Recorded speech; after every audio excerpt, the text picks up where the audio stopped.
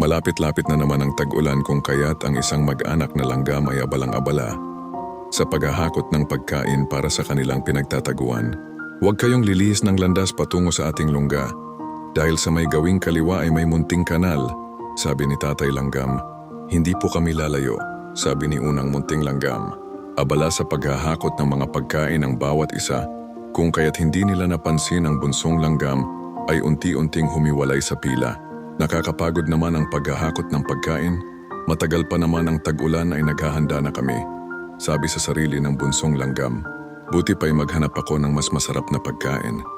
Walang ano-ano'y nakakita ng isang candy na malapit sa kanal na ipinagbabawal na puntahan ng kanyang ama. Siguro naman ay hindi ako mahuhulog sa kanal kung dahan-dahan kong kukunin ang candy. Kasabikan niyang makuha ang candy ay hindi niya napansin ang munting sinulid na kinapatiran ng kanyang paa. Kaya nawalan siya ng panimbang at tuloy-tuloy na nahulog sa kanal.